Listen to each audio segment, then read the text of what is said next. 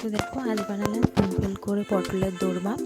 তো এখানে পটলগুলো তো ছাড়িয়ে রেখেছি, দেখতেই পাচ্ছ। আর এখানে যা যা লাগবে, রসুন, আদা, একটু টমেটো আর একটুখানি ছানাও নিয়েছি।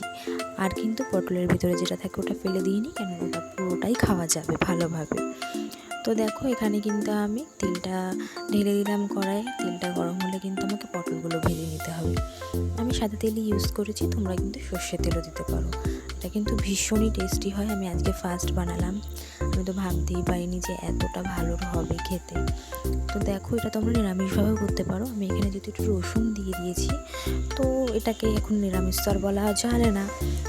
তো দেখো এখানে আমি পটলগুলো ভেজে নেব। এক এক করে পটলগুলো আমি দিয়ে দিচ্ছি। খুব বেশি ভাজবো না, মিডিয়াম, একদমই মিডিয়াম করে ভাজবো।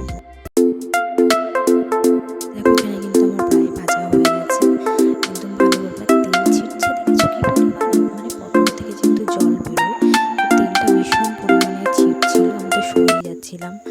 দেখো এখানে কিন্তু পটলগুলো আমার ভাজা হয়ে গেছে। এবার আমি পটলগুলো কিন্তু নামিয়ে নেব।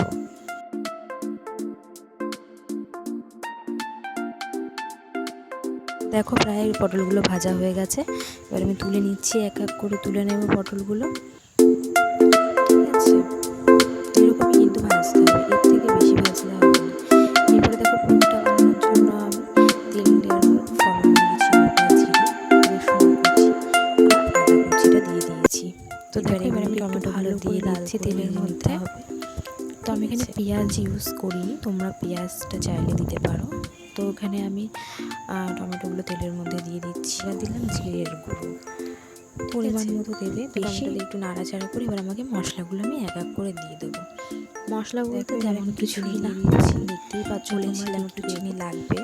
তো হালকা করে দেখো ভালো করে কষানো হয়ে গেছে। এবার আমি মশলাটা তো দিতেই হবে না, ভিতর থেকে যেগুলো আমি স্বাদ মতো বার করে রেখেছিলাম এগুলো আমি দিয়ে দিচ্ছি। এবার আমি দেখে বুঝতে পারছি একটু ভালো কষাতে হবে।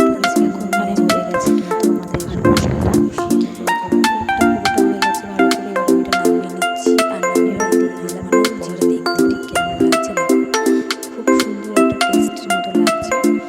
এবার আমি পুরোগুলো পটলে ভরে নেব সুন্দর করে। আর আমি এখানে একটা চামচ নিয়েছি, তো চামচ থেকে খুব সুবিধা, খুব ভালোভাবেই হয়ে যাচ্ছিলো। তো চলো এক এক করে আমি ভালো করে ভরে নিই।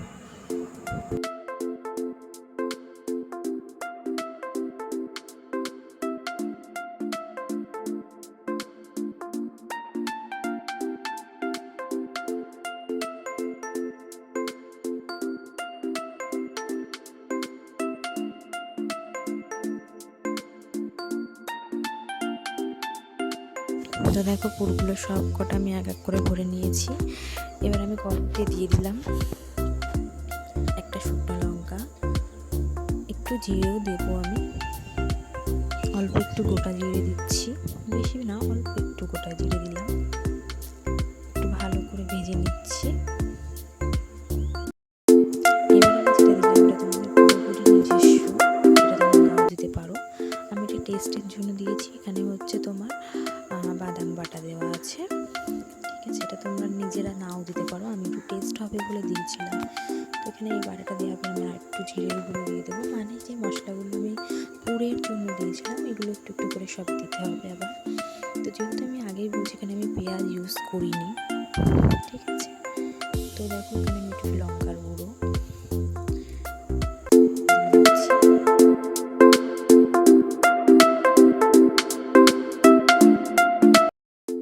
মশলাগুলো কিন্তু আমার দেওয়া হয়ে গেছে, তোমরা দেখলে আমি কী কী মশলা দিলাম। তো ভালো করে কষানোর পর এবার আমি দেখো কি সুন্দর ভাজা ভাজা হয়ে গেছে মশলাগুলো, ঠিক আছে।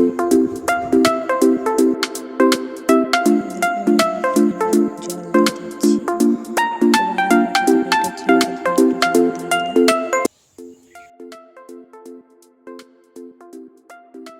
জলটা এরকম ফুটে আসলে আমি দিয়ে দেবো পটলগুলো এক এক করে, ঠিক আছে। আমি কিন্তু পটলগুলোর মুখ বন্ধ করিনি, তাতে কোনো অসুবিধা নেই, কিচ্ছু হবে না, যেমন পটল তেমনই থাকবে।